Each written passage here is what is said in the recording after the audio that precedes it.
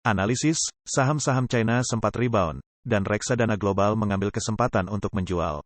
Analisis media asing mengindikasikan bahwa kebangkitan pasar saham China baru-baru ini dapat menjadi peluang penjualan untuk dana global, mengingat skeptisisme mereka mengenai kemampuan Beijing untuk memulihkan ekonomi China yang sedang mengalami kesulitan.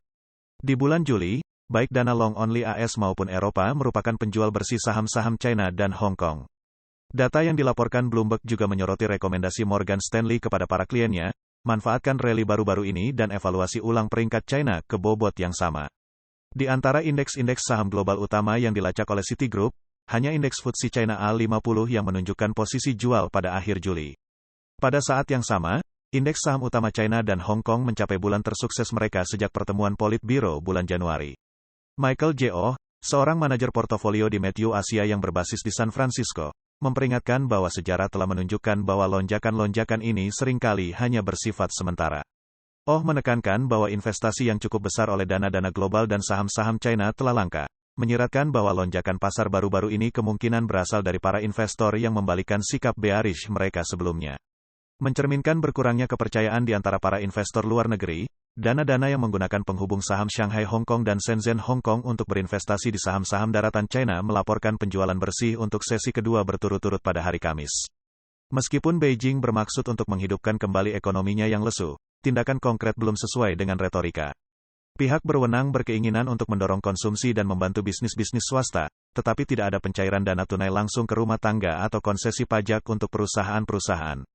Meskipun para pejabat mendesak daerah-daerah untuk menstabilkan pasar perumahan, tidak ada tindakan yang spesifik.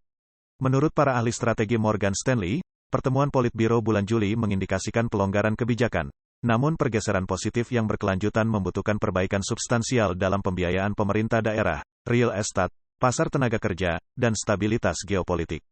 Kepercayaan investor masih genting, kata Garner dan Wang, dengan langkah-langkah pelonggaran yang tidak bersemangat di masa lalu yang menimbulkan kehati-hatian. Terlepas dari sentimen bearish dan valuasi yang lebih rendah, Vivian Lynn Thurston dari William Blair menyarankan beberapa orang untuk mempertimbangkan kembali posisi yang diperkecil untuk mengantisipasi potensi Beijing melonggarkan pinjaman perusahaan dan mendukung real estate, bergantung pada pendanaan dan insentif. Ia menekankan pemilihan saham secara selektif karena ketidakpastian stimulus yang mendukung sektor-sektor yang kuat seperti alkohol, internet, dan sepatu atletik. Namun, tidak adanya langkah-langkah konkret memperburuk kekhawatiran atas tantangan ekonomi China yang berkepanjangan, sehingga menghambat rally pasar saham yang berkelanjutan. Arthur Budahian, Kepala Strategi Pasar Negara Berkembang BCA Research, menyarankan strategi penjualan selama rally yang dipicu oleh pengumuman-pengumuman yang optimis. Ia mengantisipasi sifat singkat dari lonjakan saham, dengan mengutip penurunan siklus dan laba perusahaan.